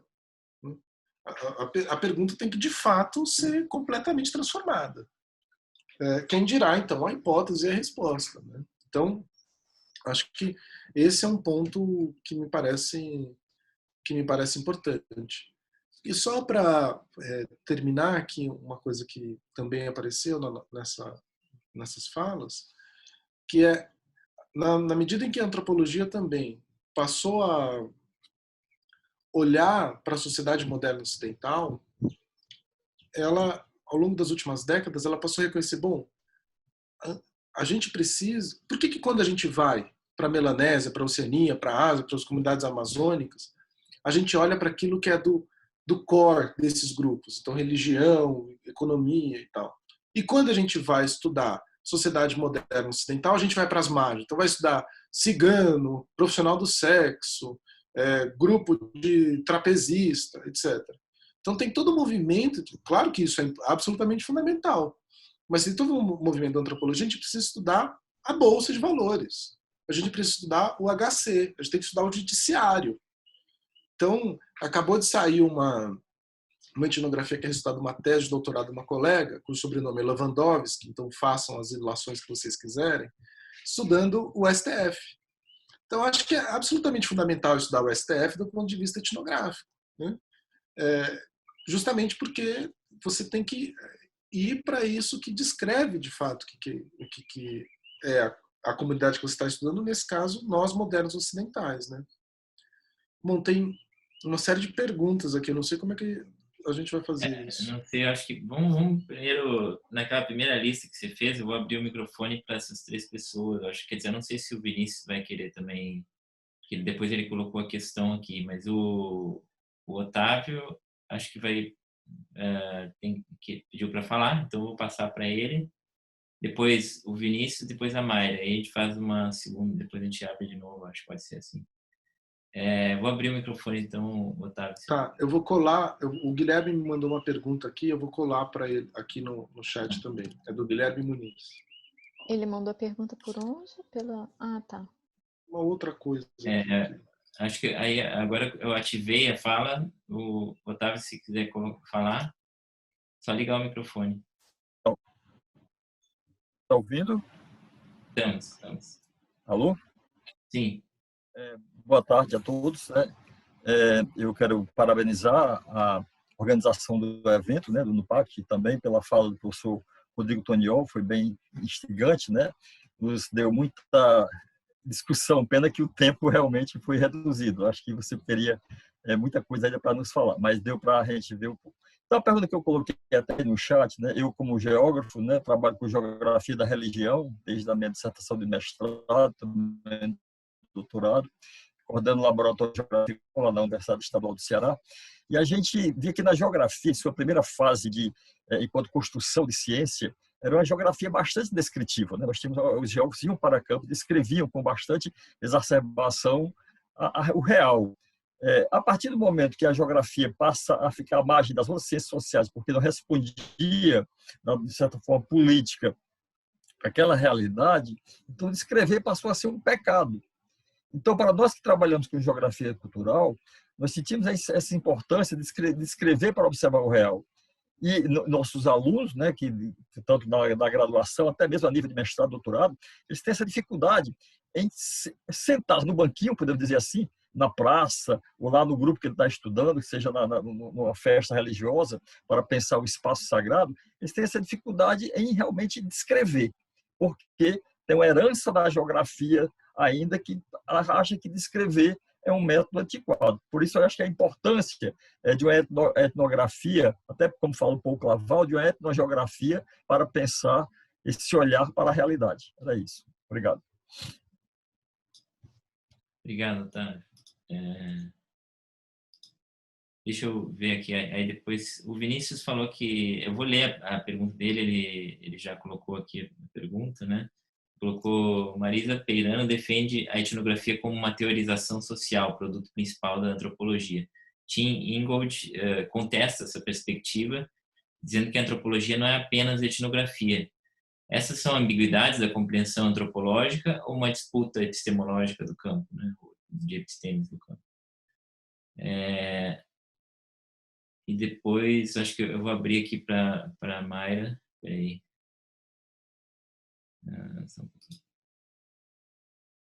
Pode perguntar, Mayra. Oi, vocês me escutam? Sim. Tá. A primeira pergunta ela é muito simples, é com relação aos outros métodos que a antropologia mobiliza no momento de fazer pesquisa, porque quando você disse exatamente, para mim, antropologia sempre esteve muito associada à etnografia, mas eu queria entender melhor quais são os outros métodos e, inclusive, pensando na dificuldade de se realizar a etnografia com alguns grupos, né? Por exemplo, o que o Daniel comentou sobre a etnografia de Wall Street, né? A pesquisadora, ela inclusive fala da dificuldade, mesmo ela entrando em Wall Street como uma funcionária, né? Ela comenta da dificuldade de encontrar entrevistados, encontrar pessoas que corroborem com a pesquisa, mesmo ela já estando inserida nesse meio durante 3 anos, ela ficou, né? Então, eu queria compreender melhor essa relação pesquisador-pesquisado na etnografia e pensando, porque geralmente se fala sobre o pesquisador estando numa posição acima do pesquisado, né? Então, uma etnografia com grupos indígenas, com minorias, como você diz, profissionais do sexo, enfim. Mas e a relação oposta, quando o pesquisador ele está numa posição inferior, entre aspas, né? Porque não existe posição superior ou inferior, mas acho que deu para ser clara. Essa é a minha pergunta. Obrigada. Obrigado, Mayra. Acho que agora a gente... acho que fechamos essa rodada e depois abre de novo, acho. Então, Rodrigo. Tá muito legal. Bom, Otávio, eu assim, é muito breve, porque na verdade eu só tenho que concordar com você no sentido de que, de fato, eu acho que esse diálogo com a antropologia pode ser um passo fundamental, inclusive de abertura da antropologia para a geografia cultural, que é uma área completamente obscura para a gente. Mesmo a produção de geógrafos sobre religião, para nós, é muito pouco conhecida. Então, me parece que esse tipo de iniciativa é uma iniciativa que depende um pouco desse tipo de iniciativa para a gente fazer essa abertura e para que, como você disse, né, a descrição deixe de ser um pecado, que a gente passe a reconhecer esse valor da descrição como dado, como fundamento de conhecimento mesmo, né, como forma de produção de conhecimento. Então, acho que realmente a saída aqui é aprofundar esse diálogo. Por isso é tão legal esse tipo de iniciativa. A pergunta do Vinícius, de fato, Vinícius, né?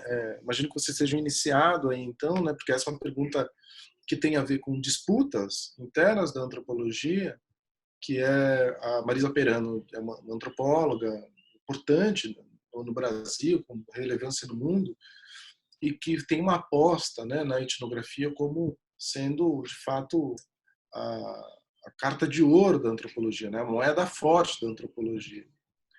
E, por outro lado, nós temos figuras como a do Tim Ingold, que mais ou menos argumenta o seguinte: olha, antropologia não é etnografia. Né? Mas essa frase, além de ser uma frase de efeito, o Ingold está querendo provocar aí a ideia de que a lógica antropológica ela não depende da etnografia. Ela pode ser mobilizada para você pensar o outro, o diferente, a despeito da forma de textualizar essa diferença. Eu acho que o Ingold é um bom frasista e polemista.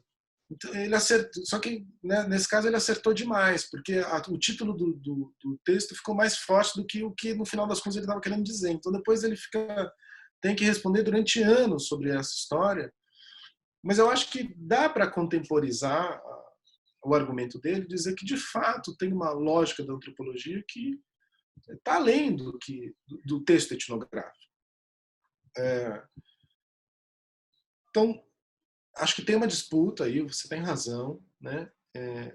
E também acho que o Ingold não é tão radical assim, né? Com relação a negar a etnografia. Você está dizendo que tem uma lógica antropológica, uma matriz de pensamento disciplinar que está para além dessa forma de textualização. E para Mayra, interessante, Mayra, as duas perguntas, na verdade, né? Porque com relação aos outros métodos, eu fiz trabalho de campo durante muito tempo com documentos. Então, nesse caso, não é uma etnografia o que eu fiz. Eu mobilizei um pensamento antropológico que tem a ver com fazer uma análise documental a partir de uma lógica antropológica, né? Que tem a ver com a abertura para o outro, que tem a ver com tentar entender a alteridade, que tem a ver com tentar imaginar, enfim, discursos, enunciados, muito Foucaultianos, assim, mas com princípios antropológicos bastante estabelecidos, e que eu não fui lá para...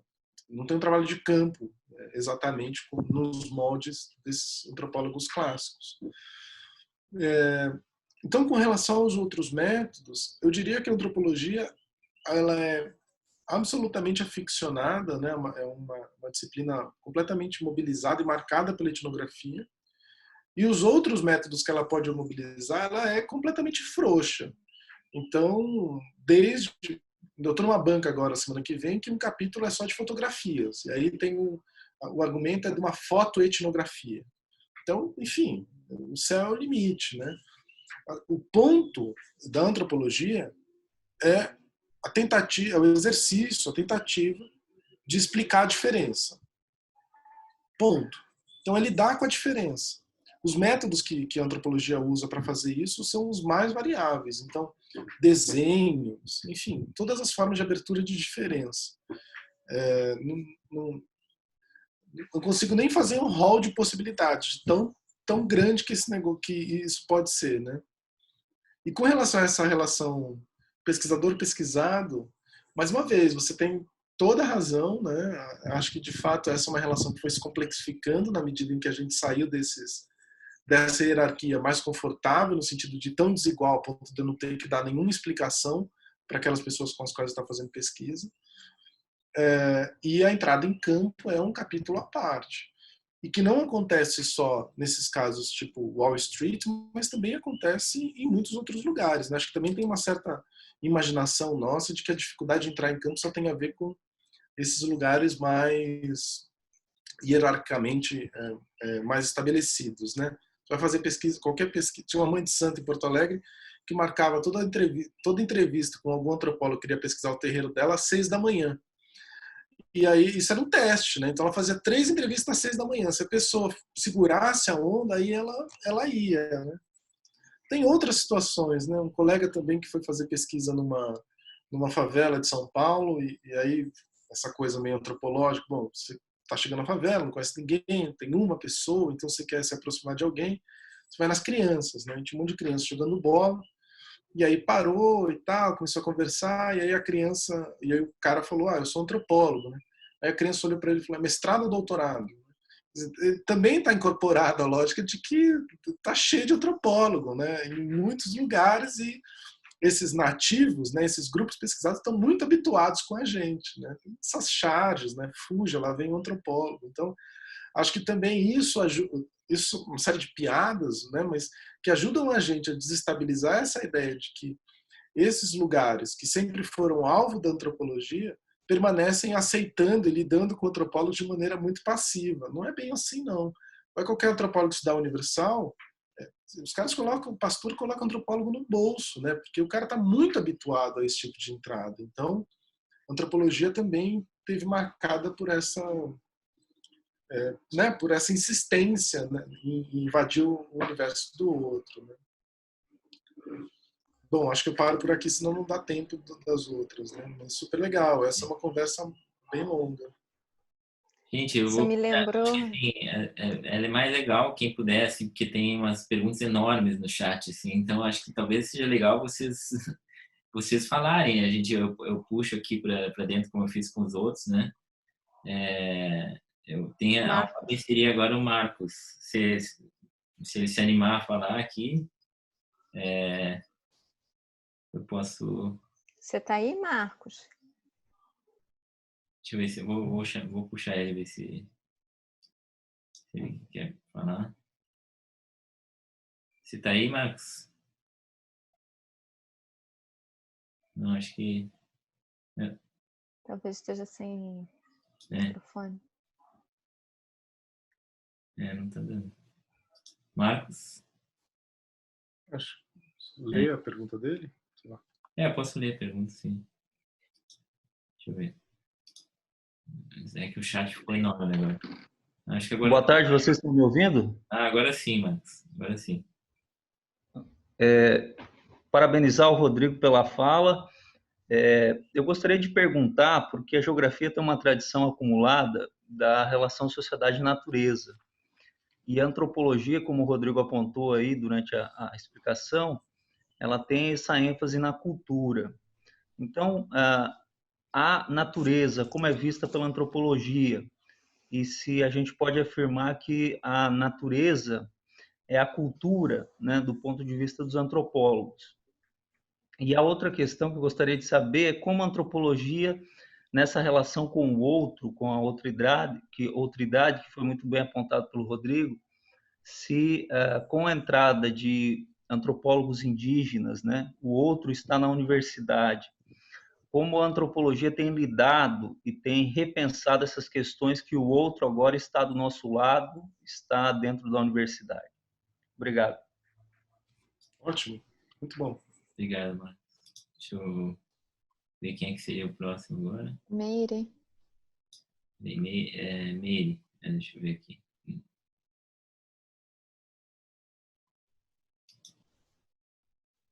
Meire, você quer colocar uma questão? Ou prefere que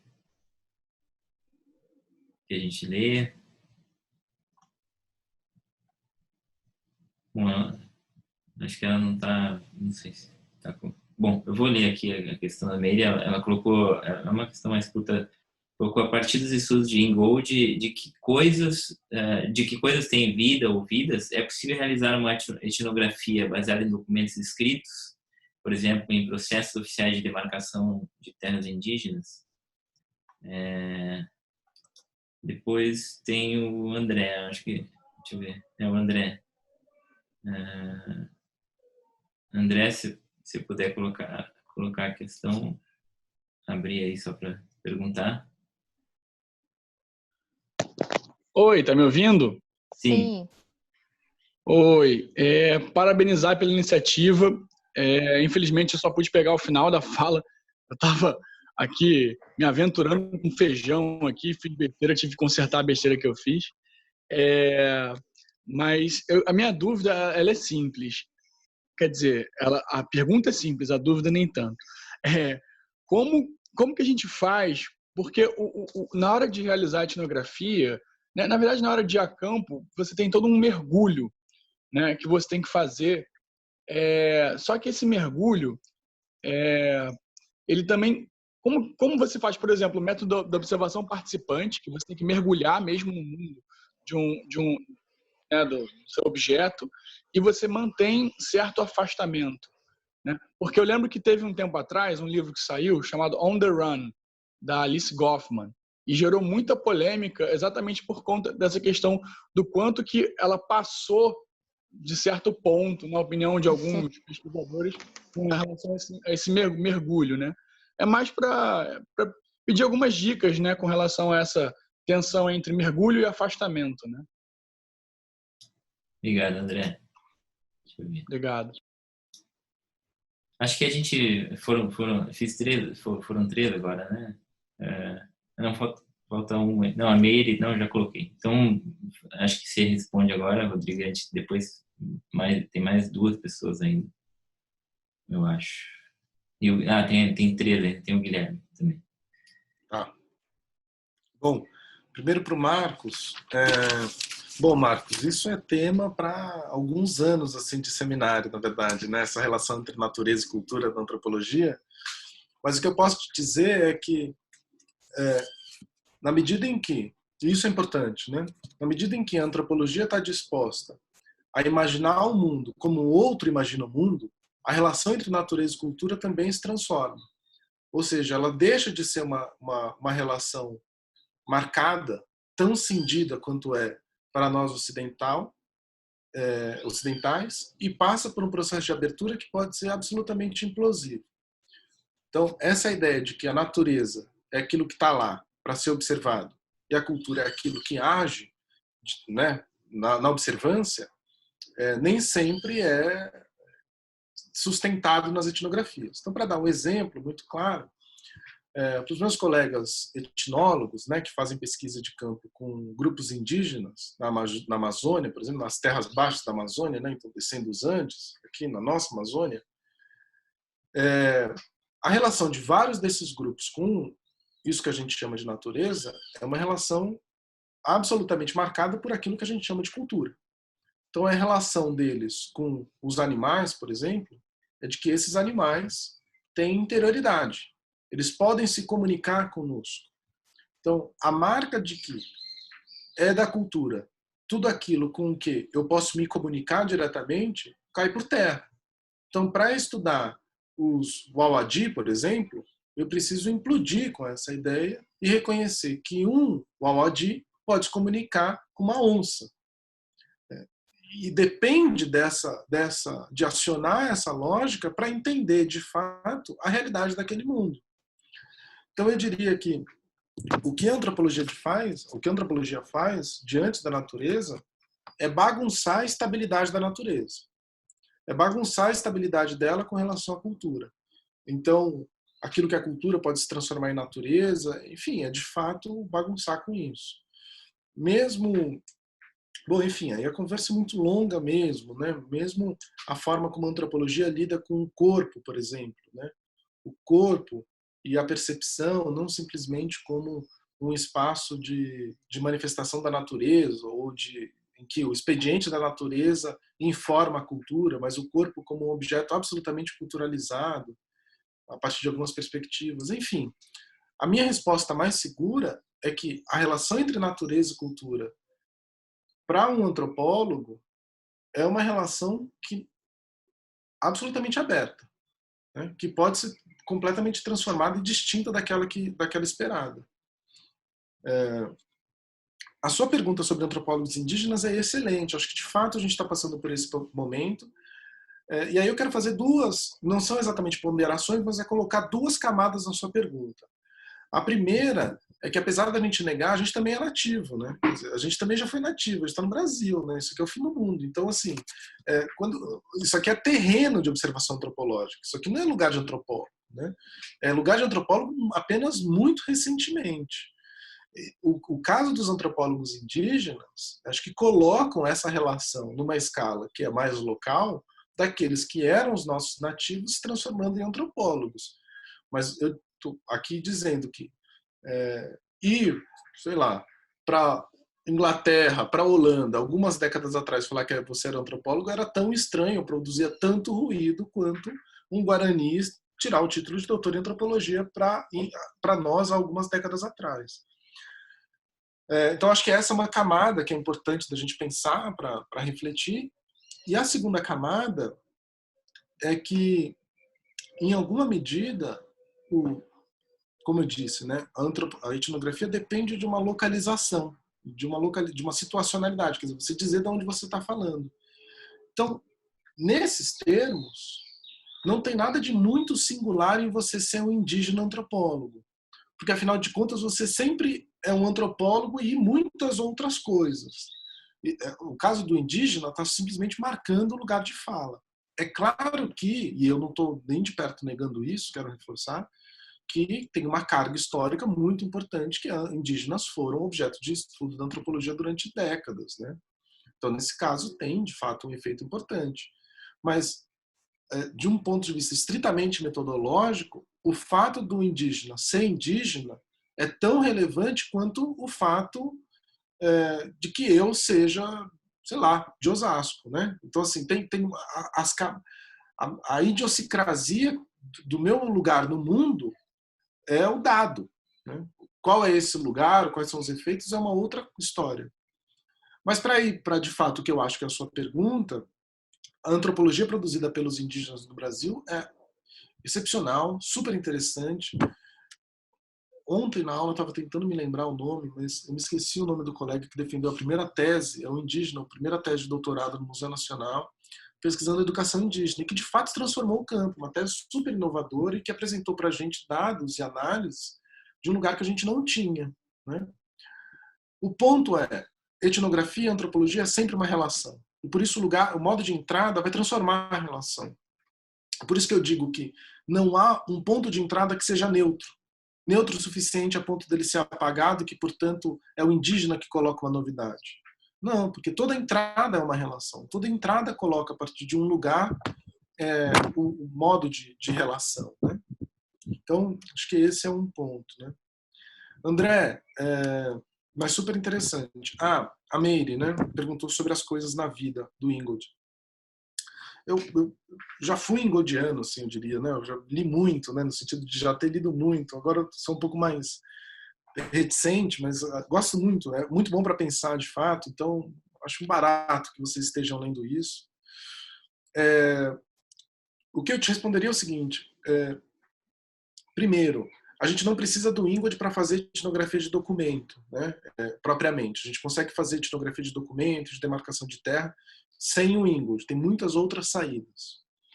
O que eu acho que o Ingold, com esse princípio de observação dos objetos, apresenta de maneira interessante, é justamente o que eu estava respondendo para o Marcos, porque a lógica do Ingold é a seguinte, né, desses autores, Ingold, Latour, que talvez sejam alguns que circulem nas ciências sociais de modo mais amplo, é que a relação entre humanos e não humanos, né, é uma relação um pouco mais matizada do que essa que a gente imagina de um objeto inerte e um objeto agentivo, que somos nós humanos.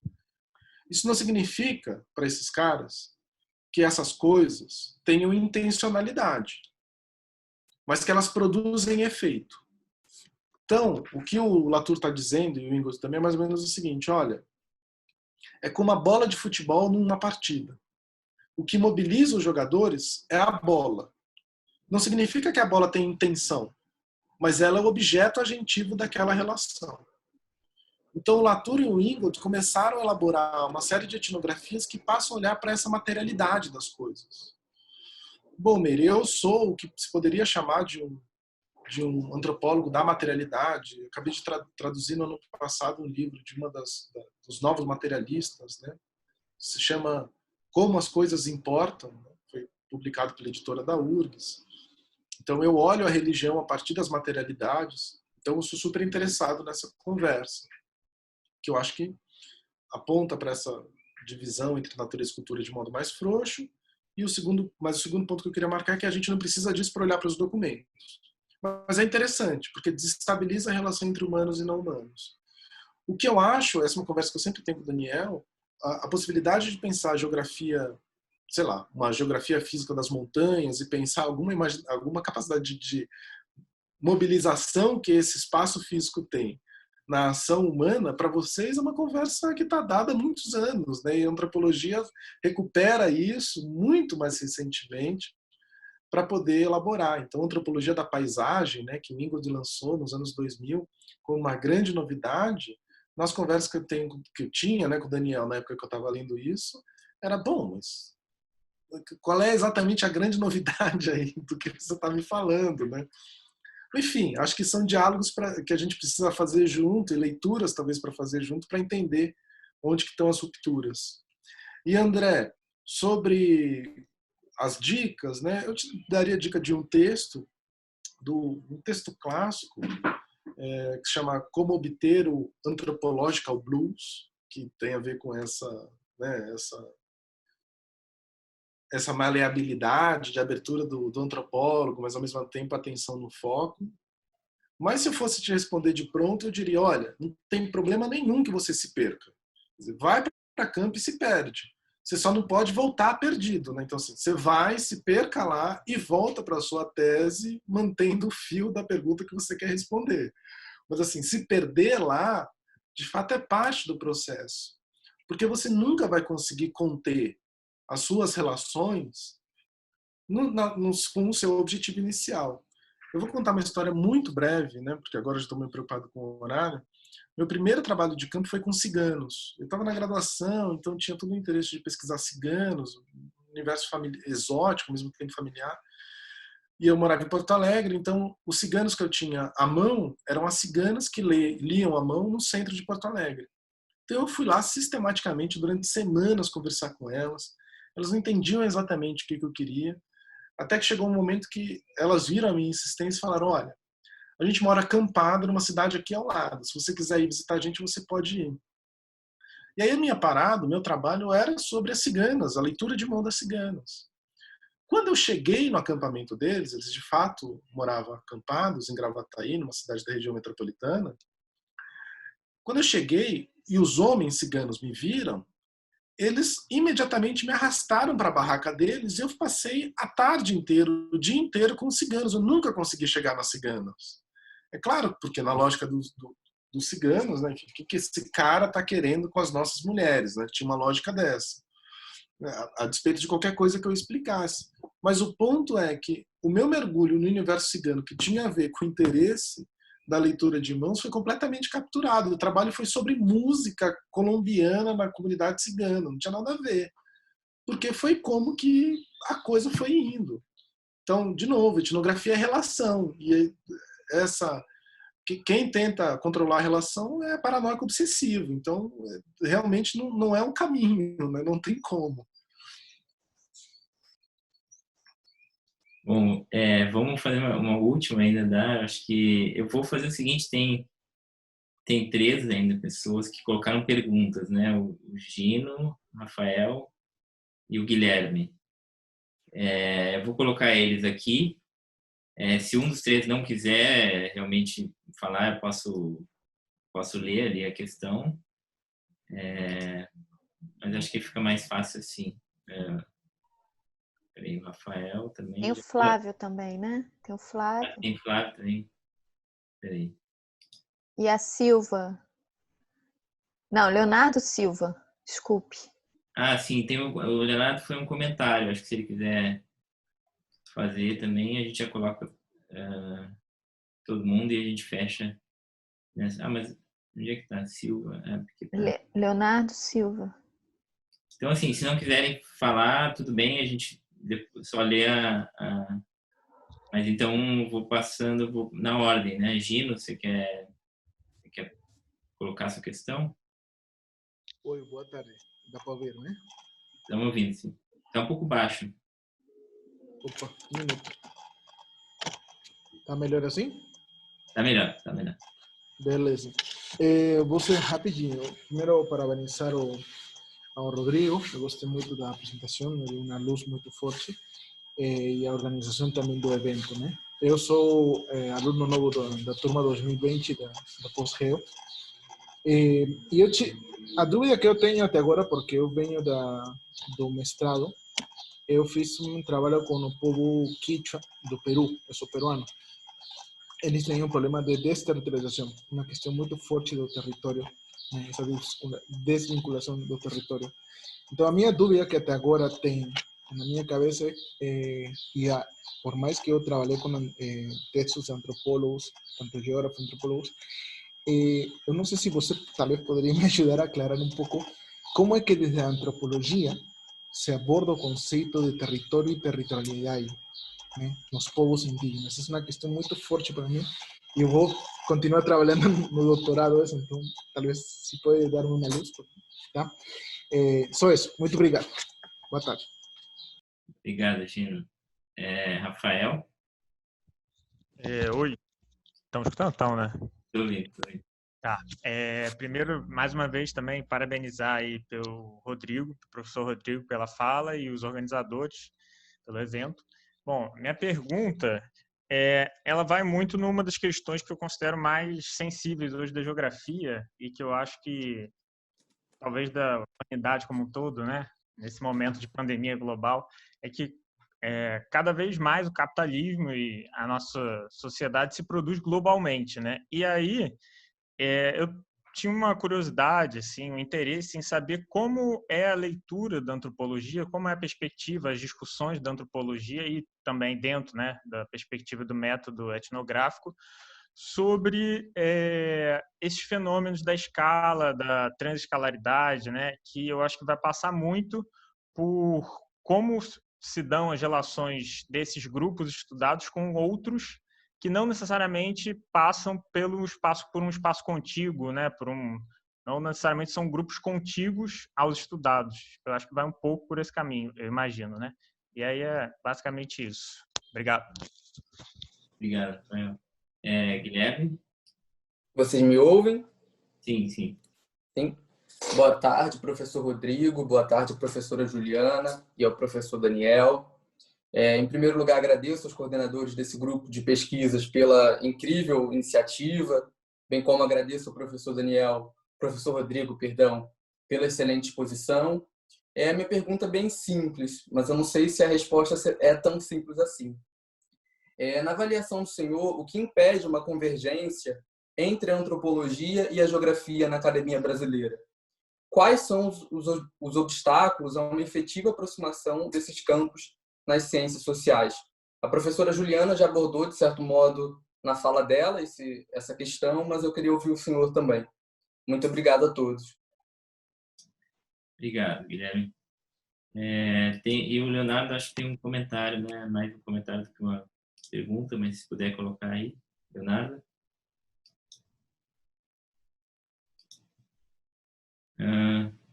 Não está saindo, não está vindo som, não sei se tem algum problema no som. Não. Eu posso ler, então, um comentário, deixa eu ver aqui, se eu acho aqui. Não tá vindo som não, Leonardo.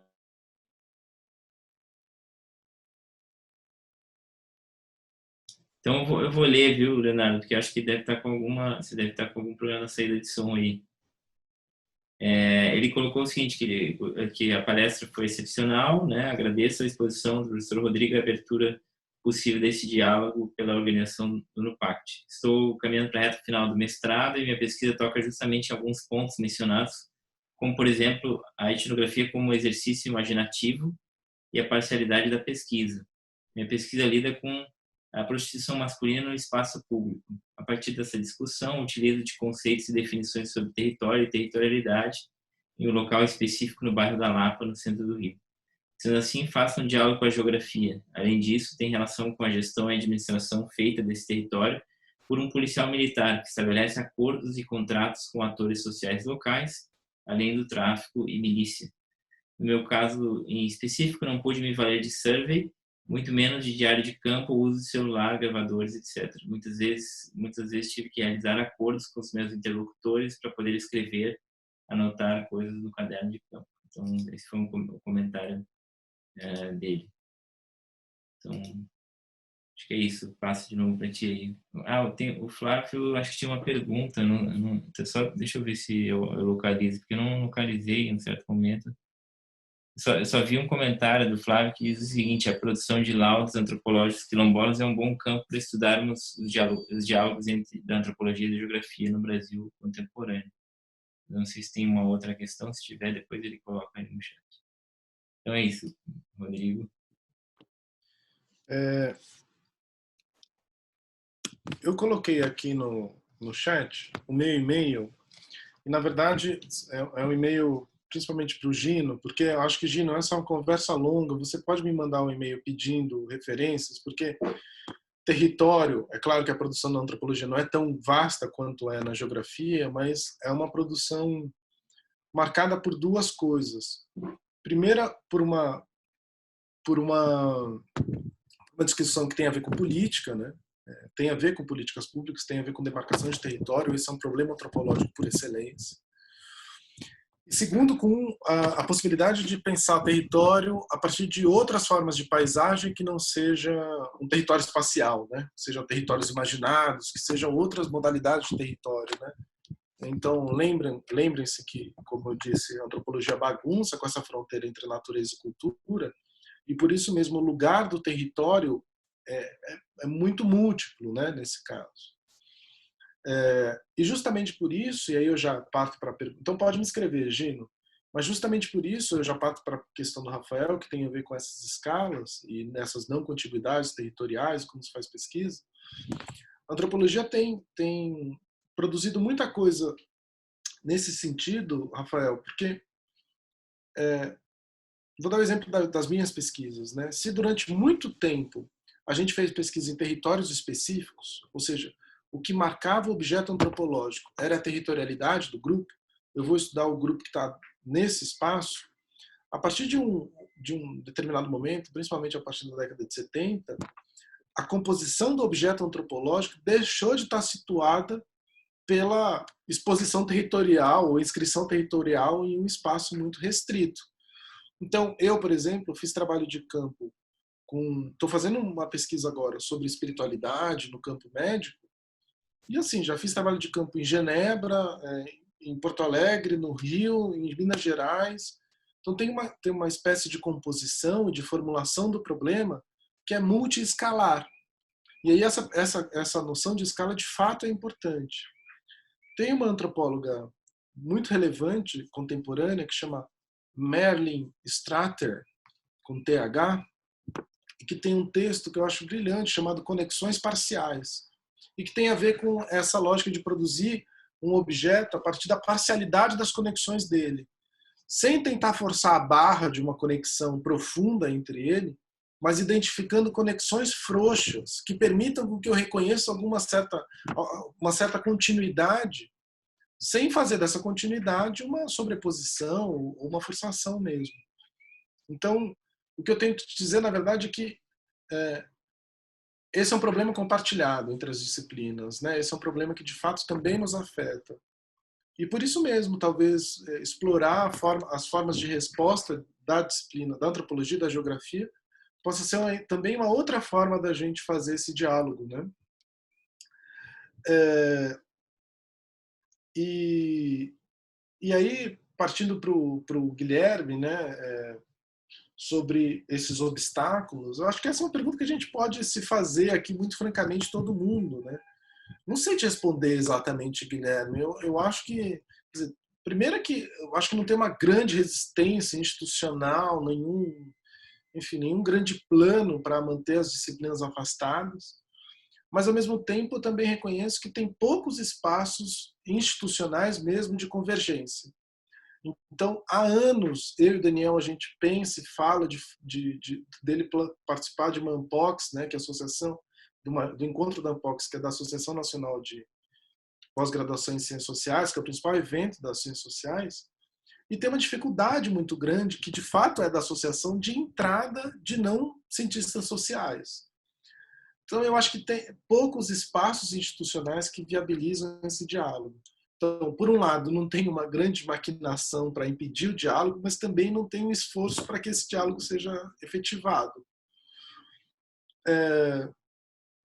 Eu não acho que tenha nenhum impedimento metodológico e epistemológico que não seja ultrapassável. Pelo contrário, acho que a gente tem muito mais a ganhar nessa convergência do que qualquer outra coisa. Então, de fato, eu acho que depende mais de uma disposição como essa, né, que a gente está tendo aqui, a leitura, e talvez uma avaliação crítica da forma como da literatura que a gente mobiliza e lê, né? Então, eu mesmo, nos meus cursos, na verdade, eu li geografia quando eu estava pesquisando geógrafos, quando eu estava pesquisando temas relacionados com paisagem. Mas depois eles saíram do meu horizonte.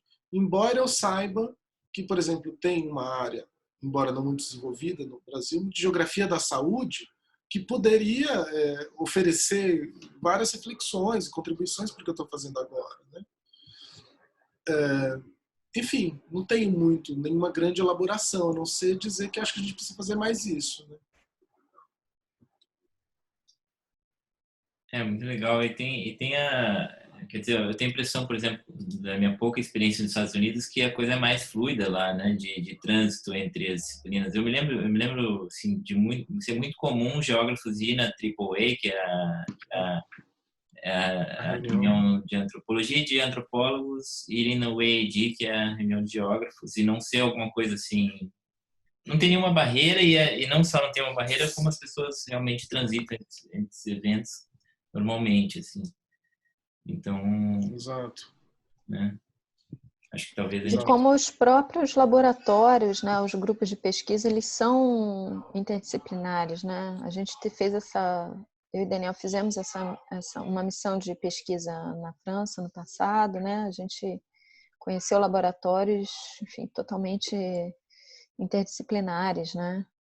Agora a gente está nessa iniciativa, né, do Centro UF sobre desigualdades globais, que reúne sociólogos, antropólogos, cientistas políticos, e estamos fazendo um esforço aí de abertura, né, e de cooperação para fazer pesquisa, mas é verdade também que o nosso cotidiano ele tende a nos colocar, né, nas nossas igrejinhas, né, como se diz, né, nas nossas disciplinas, né, de filiação ou de pesquisa, mas, enfim, de formação, né? Acho que é isso, né? Bom,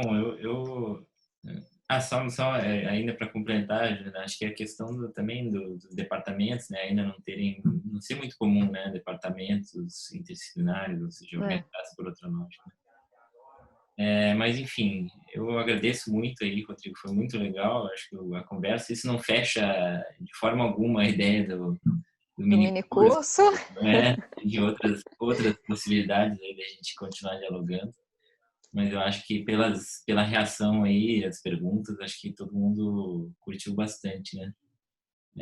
Muito bom, gente. A gente colocou a guarda do mini curso. Vai ter que ser remoto mesmo que venha a vacina, porque vai ter gente de vários lugares, acho, do Brasil interessado. Muito legal, gente. Bom, para mim foi um prazer também poder estar aqui e conversar com vocês. Acho que estou super aberto mesmo para a gente identificar essas saídas. E também do lado de cá, né? Também do lado de cá, ouvi-los com relação às soluções para problemas que a gente está enfrentando. Obrigada, Rodrigo. Foi ótimo. Volte sempre. E vamos continuar aí com essa agenda de diálogo e de colaboração.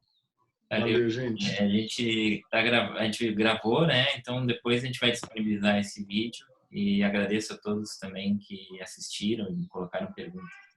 Um abraço a todos aí, bom final de semana para todo mundo. Valeu. Valeu, obrigada.